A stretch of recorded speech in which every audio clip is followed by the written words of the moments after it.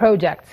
Mr. Buhari also in the letter asked the lawmakers for a quick approval to enable Nigeria access the China Africa Fund package, which was already included in the 2016 to 2018 external borrowing plan, which was forwarded to the National Assembly last August.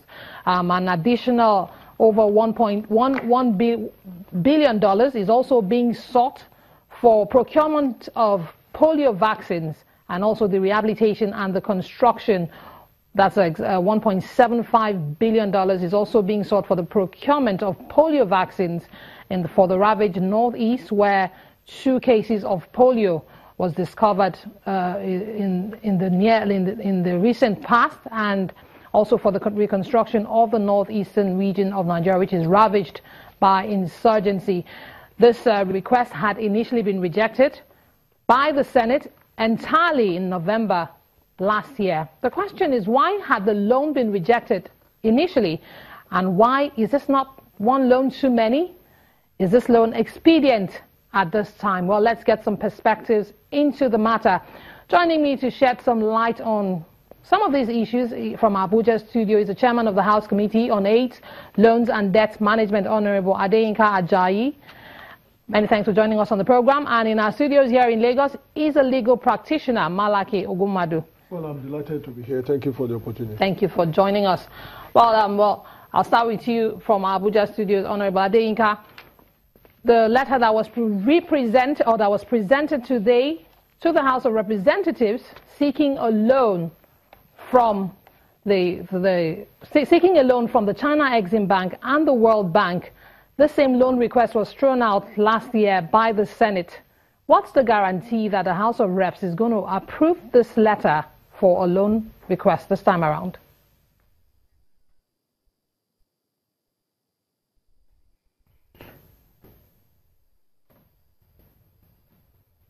Well, thanks, Emana, for having me. Thanks, viewers. Well, from the prologue that you've just given, you suggested that the Senate had thrown out this request by Mr. President. That would not be correct. The request initially for the global borrowing plan for 2016 to 2018 was presented to both chambers of the National Assembly, the Senate and the House of Reps, without certain details. And the Senate returned the document requesting for these details to be attached to that request. That is where we are. To that extent, the request was not thrown out or rejected. All right, Honorable Adeyinka, could you talk us through some of the details of this letter for the loan request that was read today at plenary?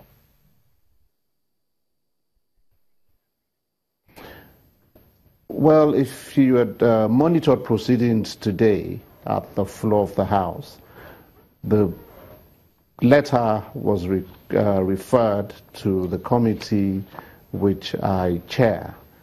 We do not have the documents yet as a committee, so I would not be able to speak to the details of that document, save for the fact that the general principles of that document, as was read out by Mr. Speaker, contains a request from the transportation sector, a request to help the ongoing reconstruction and the resettlement of people in the northeast region of our country, and also certain components of that request has to do with the social network program of the administration of President Muhammadu Buhari.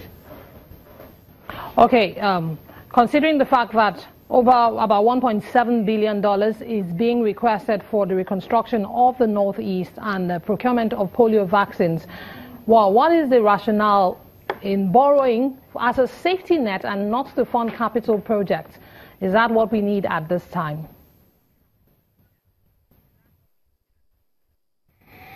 Well, the Fiscal Responsibility Act, which is one of the legislative instruments of our borrowing architecture. Allows the government to borrow, one, for capital, and secondly, for human capital development. Now, these two are necessarily separate, but they're interrelated. So if you have components that have to do with human capital development or welfare of the human mind, I believe it could still properly be situated within the ambit of the Fiscal Responsibility Act. Okay, just a moment, Honorable Ajayi. Over to you, Mr. Ugumadu. Yeah. Do you think another loan at this time is what the federal government should be looking at, considering the fact that in the recent past there have been a couple of loan requests presented to the National Assembly? Well, I think, good evening, viewers. I think that we cannot completely discountenance the need for capital development and infrastructural development in the country. I believe also that a country that has depleted its reserves in the way and manner that Nigeria in the past has squandered its reserve needs some measure of borrowing. But I think that the concern of the Nigerian people is for what purpose and to what extent are we sure that such borrowing would add value in terms of, empowering the people and rekindling, rejuvenating the economy to the extent that the generation yet unborn is not plunged into the burden of repaying debts. The debt profile of Nigeria, as we know it today, is on the increase. There were moments when we had sufficient reserve in our reserve to deal with and cushion the effect of our economy. I make this point because you cannot completely, as it were, conscript or circumscribe the rights or the powers of an administration to go borrowing. But we can continually ask the question, for what purpose is this borrowing designed at this time and at this material purpose? I will have to interrupt you at this time. We need to take a moment. When we come back, we'll continue the conversation. Please stay with us.